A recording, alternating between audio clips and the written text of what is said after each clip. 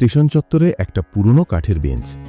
রোদ ঝলসানো ধুলো জমে থাকা বেঞ্চটার ঠিক পাশেই বসে থাকত আবির, এক চায়ের দোকানদার। বয়স ৩০ ছুঁই, চোখে ক্লান্তি, কিন্তু কোথাও একটা স্বপ্নও যেন গোপনে লুকিয়ে থাকত। চারদিকে গর্জে ওঠা ট্রেনের আওয়াজ, কাচের গ্লাসে চায়ের ঝনঝনি আর যাত্রীদের তাড়াহুড়োর মাঝে আবির নিজের জীবনটাকেই যেন হারিয়ে ফেলেছিল। কিন্তু আজকের এই আবির ঠিক আগের মতো নয়। আজ সে একটা ছোট বিজনেসের মালিক, নিজে ফ্র্যাঞ্চাইজি চালায়, আর তার সেই স্টেশন সংলগ্ন চায়ের দোকান এখন শুধুই স্মৃতি।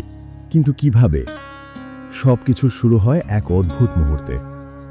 সেদিন স্টেশনে বৃষ্টি পড়ছিল, গরম চায়ের চাহিদা বাড়ছিল, দোকানের সামনে ভিড় জমে উঠেছে। হঠাৎ একটা কাচের গ্লাস ছিটকে পড়ে ভেঙে গেল। গ্লাসের চা ছিটকে পড়ল একটা দামি জুতোর ওপর। তুমি কি জানো এই জুতোর দামই তোমার মাসিক আয়? রাগে গর্জে উঠল ভদ্রলোক। আবির কিছু বলতে যাচ্ছিল, কিন্তু ওই মানুষটা তাকে থামিয়ে বলল, তুমি শুধু গ্লাস নয়, ভাবনাটাও ছোট রেখেছ। এটা শুধু চা নয়, এটা একটা বিজনেস হতে পারত। ভদ্রলোক ট্রেনে উঠে চলে গেলেন, কিন্তু তার কথাটা মাথায় গেঁথে রইল। চা একটা বিজনেস হতে পারত, এটা কি সত্যি? সেই রাতে আবির ঘুমোতে পারল না। ভাঙা গ্লাস, রাগান্বিত ভদ্রলোক, আর ওই একটা লাইন, তুমি ভাবনাটাকেই ছোট রেখেছ। পরের দিন থেকে সে লক্ষ্য করল কিভাবে লোকজন তার দোকানে আসে। কেউ ক্লান্ত, কেউ অফিসে দেরি, কেউ প্রেমিকার অপেক্ষায়। সবাই সেই ৫ টাকার চায়ের মধ্যে খুঁজে পায় একরকমের সান্ত্বনা। একটা প্রশ্ন মাথায় ঘুরপাক খাচ্ছিল, এই মুহূর্তগুলো যদি আমি বড় করে তুলতে পারি, তবে কি শুধু দোকান নয়, একটা ব্র্যান্ডও গড়ে উঠতে পারে? সে দোকানের পাশে একটা ছোট ব্ল্যাকবোর্ড লাগালো। তাতে প্রতিদিন লিখতে লাগলো এক একটা উক্তি। আজ চায়ে একটু সাহস মেশানো আছে, কিংবা হতাশা দূর করতে আজকের স্পেশাল চা ও চেষ্টার কম্বো। লোকজন ছবি তুলে পোস্ট করতে লাগলো, হাসতে লাগলো, মজা পেতে লাগলো। দোকানটার চারপাশে একটা ছোট কমিউনিটি তৈরি হলো। একদিন এক ফুড ব্লগার এলো, ছবি তুলল, ভিডিও করল, আর বলল, ভাই, তুমি শুধু চা নয়, একটা আইডিয়া বেচছ। সেই ভিডিও ভাইরাল হয়ে গেল। তারপর যা হলো সেটা সিনেমার গল্প বলেই মনে হয়। একদিন আবিরের সামনে এক সফটওয়্যার ইঞ্জিনিয়ার এসে দাঁড়ালো, বলল, ভাই, আমি তোমার আইডিয়ায় ইনভেস্ট করতে চাই, চল একসাথে কিছু করি। আবির বিশ্বাস করতে পারছিল না, সে তো শুধু চা বানাত। কিন্তু আবার মাথায় ঘুরে এলো সেই লাইন, তুমি ভাবনাটাকেই ছোট রেখেছ। সে না বলল না। তারা মিলে তৈরি করল ভাবনা চা, একটি ফুডকার্ট যেখানে শুধু চা নয়, প্রত্যেক কাপের সাথে দেওয়া হয় একটি অনুপ্রেরণামূলক বার্তা। কলকাতা শহরে প্রথম দিনেই ৩০০ কাপ বিক্রি। তারপর একের পর এক চায়ের stall, College Street, Salt Lake, New Town. কিন্তু ব্যবসা কি একটানা সুখের গল্প? একটা সময় এলো যখন মাল বিক্রি কমতে লাগলো। লোকজন বলল, এই তো সব আইডিয়াই কিছুদিনের জ্বালা। ইন্টারনেটে নতুন নতুন ট্রেন্ড, নতুন ক্যাফে, সবাই ভাবতে লাগলো, ভাবনা চার সময় বুঝি শেষ। আবির ভেঙে পড়ছিল। আবার কি সে সেই পুরনো স্টেশনের বেঞ্চে ফিরে যাবে?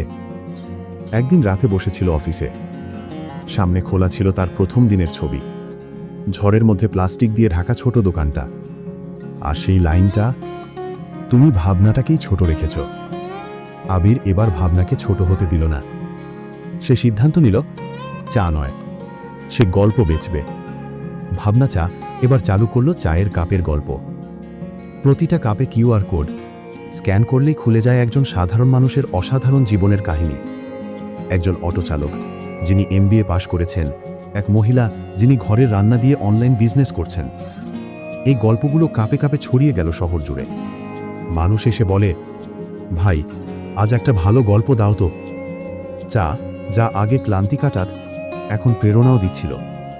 প্রেসে নাম ছাপা হলো, ইনস্টাগ্রামে ট্রেন্ডিং, টেডেক্সের ডাক এলো। আবির সেই পুরনো গ্লাস ভাঙা দিনের কথা মনে করল, আর ভাবল, যদি সেদিন সে রেগে গিয়ে কাজ বন্ধ করে দিত, যদি ভয়ে পুড়ে ভদ্রলোকের কথা অগ্রাহ্য করত, তাহলে হয়তো আজ এই জীবনটাও বদলাতো না। একদিন সেই ভদ্রলোক আবার এলো। এবার ছেলেকে কলেজে ভর্তি করতে নিয়ে এসেছে। ছেলেটা বলল, বাবা, এক কাপ ভাবনা চা খেয়ে নি আগে। ভদ্রলোক তাকিয়ে রইলেন, আর আবির শুধুই হাসলেন। কারণ আজ সে জানে, কেউ তার জীবনকে ছোট বলে দিলে সেটা সত্যি হয় না যদি তুমি নিজে বড় করে ভাবতে পারো। সত্যিকারের বড় হওয়া মানে বড় গাড়ি, বড় বাড়ি নয়। বড় হওয়া মানে নিজের ভেমানো ভয়কে হারিয়ে বড় করে স্বপ্ন দেখা। তুমি যদি আজও ভাবছ আমি তো একটা ছোট চাকরি করি, আমি কি পারবো? তাহলে উত্তরটা খুব সহজ, পারবে, যদি ভাবনা ছোট না হয়। শেষ করার আগে একটা কথা, এই ভিডিওর শেষে আমি তোমাকে আরেকটা অবিশ্বাস্য বাস্তব কাহিনী দেখাতে চাই, যেখানে একজন রিকশাওয়ালা ধৈর্য আর পরিশ্রম দিয়ে ব্যবসায়ী হয়ে ওঠে। নিচের এন্ড স্ক্রিনে ক্লিক করো। তোমার পরের অনুপ্রেরণার শুরু ওখানেই। ধৈর্য আর পরিশ্রম, রিকশাওয়ালা থেকে ব্যবসায়ী পর্যন্ত এক অবিশ্বাস্য যাত্রা। ভিডিওটা এক্ষুনি দেখে ফেলো।